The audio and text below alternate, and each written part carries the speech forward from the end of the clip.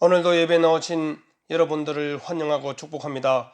옆에 사람과 인사하겠습니다. 참 잘오셨습니다. 옆에 앉아주셔서 감사합니다. 기독교 신앙은 하나님의 말씀을 통해서 이루어지고 있습니다. 눈에 보이지 않는 하나님을 우리가 믿을 수 있고 알 수 있는 근거도 하나님의 말씀입니다. 지금의 개신교가 존재할 수 있었던 것도 말씀이었습니다. 올해가 종교개혁 505주년이 되는 해입니다. 1517년 10월 31일에 마르틴 루터가 비텐베르크 성당에 95개조의 반박문을 붙이면서 종교개혁의 불씨를 붙였습니다. 기존의 로마 가톨릭이 하나님의 말씀대로 하지 않고 있었던 잘못을 95개를 기록하여 성당문에 붙인 것이 시작이 되었습니다. 그래서 하나님의 말씀으로 돌아가자는 것이 종교개혁의 취지였습니다. 오늘날 한국교회도 다시 새롭게 변화되기 위해서는 하나님의 말씀으로 돌아가야 된다고 말들을 합니다. 그러면 하나님의 말씀으로 돌아가는 것이 무엇인지를 알아야 합니다. 하나님의 말씀인 성경의 권위를 인정하고 성경이 우리에게 말씀하는 것을 하나님의 말씀으로 인정하고 그 말씀대로 행동하고 말해야 한다는 것입니다. 말씀보다 앞서지 말아야 합니다. 그래야 우리가 개혁교회의 성도로서 하나님의 신실한 자녀로 살아갈 수 있기 때문입니다. 오늘부터 사사기를 중단하고 요한복음을 시작합니다. 요한복음은 마태, 마가, 누가복음과 함께 사복음서입니다. 하지만 앞의 복음서보다 예수님의 신성을 더 강조하고 있습니다. 공관복음서들은 예수님의 족보나 탄생기사 혹은 공생의 사역의 계시를 필두로 하여 전개되고 있지만 요한복음은 처음부터 그리스도의 본질과 존재를 분명하게 선언하고 있습니다. 오늘 말씀을 통해서 우리는 예수님이 생명의 말씀이시고 생명의 빛이심을 분명히 믿고 고백할 수 있기를 바랍니다. 요한복음 1장 1절은 이렇게 시작하고 있습니다. 태초의 말씀이 계시니라. 이 말씀이 하나님과 함께 계셨으니 이 말씀은 곧 하나님이시니라. 태초는 창세기 1장에 등장하는 그 태초와 같은 시간을 의미하고 있습니다. 하나님께서 세상을 창조하기 이전부터 말씀이 계셨습니다. 세상을 창조하시던 아버지 하나님과 말씀이 함께 계셨다고 선언하고 있습니다.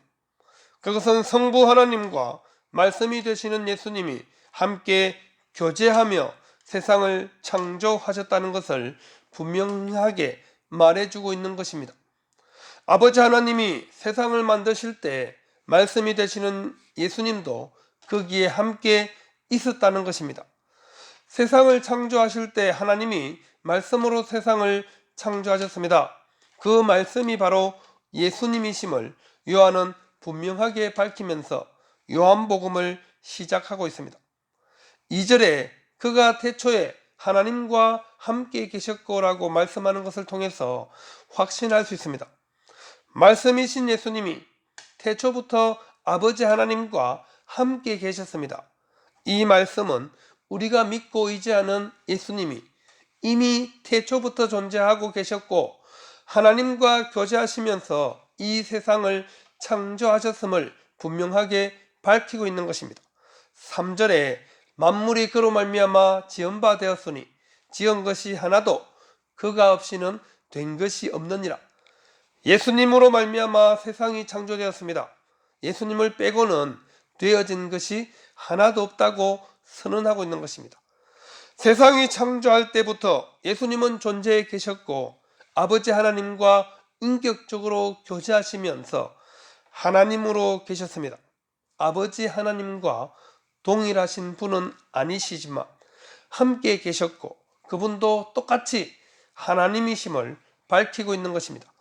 빌립보서 2장 6절에 그는 근본 하나님의 본체시나 하나님과 동등됨을 취할 것으로 여기지 아니하시고 말씀하고 있습니다. 요한복음에서 요한이 이렇게 예수님의 신성을 분명히 선언하면서 복음서를 시작하는 이유가 있습니다. 예수님이 성천하시고 난 이후에 삼위일체 교리에 대한 많은 논쟁이 있었습니다. 우리는 삼위일체 하나님을 당연한 것으로 여기고 받아들이고 있지만 당시에는 민감하고 중대한 문제였습니다. 삼위일체 논쟁의 핵심에 기독론이 있습니다. 예수님의 신성을 인정하느냐, 인정하지 않느냐가 언제나 삼위일체 논쟁의 핵심 이슈였습니다. 그래서 요한이 복음서를 기록할 당시에도 여전히 예수님의 신성을 부인하는 사람들이 있었습니다. 예수님이 인간의 몸을 입고 이 땅에 오신 것을 부인하는 것입니다. 그래서 유대인들도 예수님이 자신을 하나님과 하나라고 주장했기 때문에 신성모독죄로 예수님을 처형한 것입니다. 또한 당시의 풍조가 정신은 고귀하고 물질은 악하다는 이원론적 사상이 팽배하게 자리 잡고 있었습니다. 그래서 그리스도 철학에 익숙한 수많은 성도들도 고귀한 신적 존재인 그리스도가 육체를 입은 인간이 되었다는 사실을 받아들이기가 어려웠습니다. 일부 영지주의자들은 예수님께서 세례를 받을 때 잠시 내려왔다가 십자가 순환 직전에 다시 하늘로 올라가 버렸다는 회개한 이론으로 기독교인들을 혼란스럽게 하고 있던 상황이었습니다. 이런저런 유언비어로 인해서 예수님의 신성이 논란이 되자 에베소에서 목회를 하고 있던 요한 사도가 하나님의 아들 예수가 그리스도 되심을 변정하기 위해 복음서를 기록한 것입니다. 그래서 요한복음은 다른 복음서들보다 처음부터 예수님이 말씀이시고 하나님과 함께 계신 분임을 강하게 강조하고 있는 것입니다. 태초부터 계신 하나님, 세상을 창조하실 때 함께 계셨으며 세상을 직접 말씀으로 창조하신 분이 이위성자 예수님이라고 요한은 밝히고 있는 것입니다. 세상을 창조하신 분이시기에 세상과 떨어질 수 없는 분이십니다. 예수님은 말씀 자체이시고 그 말씀으로 사람들을 가르치시고 그들에게 진리를 선언하셨습니다. 진리신 예수님을 완전히 믿으며 살아야 올바른 믿음으로 살아갈 수 있음을 꼭 기억하십시오. 예수님은 하나님이시며 하나님의 아들로 이위 하나님이십니다. 이것을 믿지 않으면 구원에 참여할 수 없습니다. 4절에 그 안에 생명이 있었으니 이 생명은 사람들의 빛이라 말씀하고 있습니다. 말씀이신 예수님 안에 생명이 있었는데 이 생명은 사람들의 빛이었습니다. 예수님 안에 있는 생명은 영적 생명으로서 잠시 머물러 있는 것이 아니라 계속적으로 머물러 있는 생명입니다. 이 생명으로 인해서 우리는 영원히 살 수 있는 것입니다. 이 생명이 사람들의 빛이라고 선언하는 것은 예수님으로 인해서 나오는 생명으로 사람들이 살아갈 수 있음을 의미하고 있습니다. 빛의 이미지를 통해서 그 생명이 다른 사람에게도 전해지는 것입니다. 예수님을 모르거나 배척하고 산다는 것은 곧 빛의 비추임을 받지 못하기 때문에 죽음을 의미하는 것임을 요한이 밝히고 있는 것입니다. 그래서 그 빛이 죄인된 사람들에게 비치고 있지만 사람들은 깨닫지 못했습니다. 요한은 예수님이 생명의 빛이라고 증거하고 있는 것입니다. 생명의 빛이 세상에 빛이 돼 어둠 속에 있는 세상이 깨닫지 못했습니다. 그것을 깨닫지 못해서 하나님이 다른 방법을 사용하십니다. 6절에 하나님께로부터 보내심을 받은 사람이 있으니 그의 이름은 요한이라 말씀하고 있습니다. 빛을 비추었지만 사람들이 깨닫지 못하자 하나님은 사자를 보내주셨습니다. 그 사람의 이름이 요한입니다. 여기서 말하는 요한은 세례 요한을 의미합니다. 사도 요한은 세례 요한을 가리켜 하나님께로부터 보내심을 받은 사람이라고 설명하고 있습니다. 세례 요한은 하나님이 빛 되신 예수님을 증언하기 위해서 보내심을 받은 사람입니다. 7절에 그가 증언하러 왔으니 곧 빛에 대하여 증언하고 모든 사람이 자기로 말미암아 믿게 하려 함이라 말씀하고 있습니다. 세례 요한은 증언자입니다. 빛이신 예수님을 증언하고 모든 사람이 요한의 말을 듣고 예수님을 믿게 하려고 보내신 하나님의 특사입니다. 마태복음과 누가복음에는 세례 요한의 기사가 길게 기록되어 있습니다. 하지만 요한복음에는 세례 요한의 기록이 몇 절 되지 않습니다. 하지만 군데군데 세례 요한이 나타나고 있습니다. 그 이유는 세례 요한이 하나님께로부터 보내심을 받은 사람으로서 예수님을 증언하기 위함입니다. 예수님이 생명의 빛으로 이 세상에 오신 찬빛이심을 분명하게 증언해야 할 사명이 요한에게 있었습니다. 그래서 요한은 빛에 대하여 증언하고 모든 사람이 자기로 말미암아 믿게 하려 함이라고 요한의 사명을 분명하게 밝히고 있습니다. 사람들이 세례 요한이 자신들이 기다리는 메시아인가 찬빛이신가 궁금해했습니다.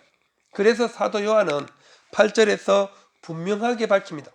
그는 이 빛이 아니요 이 빛에 대하여 증언하러 온 자라고 말씀하고 있습니다. 그는 사람들이 찾는 이 빛이 아니었습니다. 이 빛이 무엇인지를 사람들에게 증언하러 온 자였습니다. 증언하는 자는 반드시 진실만을 말해야 합니다. 또한 예수님을 정확히 소개할 수 있는 정직한 자여야 합니다. 또 깨닫지 못하는 사람은 깨닫게 하고 받아들이지 않는 영혼들에게 부지런히 권고해야 합니다. 증언하는 자는 자신이 아니라 예수 그리스도를 바라볼 수 있도록 도와야 합니다. 하나님께서 우리를 말씀으로 양육하시고 생명과 빛으로 부르셨습니다. 그래서 우리는 하나님께로부터 보내심을 받은 사람으로서 요한과 같이 증언하는 자로 살아야 합니다. 빛 대신 예수님을 만나지 못하고 믿지 못하는 사람들에게 빛 대신 예수님을 증언해야 합니다. 깨닫지 못하는 사람들에게 깨달을 수 있도록 우리가 증언해야 합니다. 모든 사람이 우리로 하여금 예수님을 믿도록 해야 합니다. 나는 숨기고 예수님은 드러내며 죽기까지 충성해야 합니다. 우리 교회와 성도가 존재하는 이유와 하나님이 저와 여러분을 선택하신 목적을 염두에 두고 자기 역할을 망각하지 말아야 합니다. 하나님은 우리를 통해서 복음이 온 세상에 전파되고 그리스도가 모든 사람들에게 알려지시기를 원하시고 계십니다. 요한은 이 사명을 잘 감당한 사람입니다. 요한복음 3장 30절에 그는 흥하여야 하겠고 나는 쇠하여야 하리라 하니라 말씀하고 있습니다. 오늘날 많은 그리스도인들이 예수님을 흥하게 하고 자신은 쇠하여야겠다는 생각이 아니라 거꾸로 살아가고 있습니다. 자신은 흥하고 예수님을 쇠하게 만들고 있습니다. 교회가 분열되고 세상의 손가락질을 받는 이유도 마찬가지입니다. 자신을 흥하게 하고 예수님을 쇠하게 만들기 때문에 교회가 세상에 비난을 받고 성도들이 교회에서 자신의 지위와 명예를 더 앞세우고 있는 것입니다. 저와 여러분들은 이 빛이 아닙니다. 이 빛에 대하여 증언하기 위해서 하나님께로부터 보내심을 받은 사람임을 분명히 기억하시고 우리에게 맡겨진 사명을 잘 감당할 수 있기를 바랍니다. 이 사명은 구원받은 모든 사람에게 주신 것입니다. 어두운 세상에 참 빛으로 오신 예수님, 혼돈의 세상의 말씀으로 질서를 부여하신 예수님을 증거함으로 주님이 다시 오실 날을 앞당기는 우리 모든 성도들이 되시기를 바랍니다. 예수님은 우리에게 말씀이시고 생명의 빛이십니다.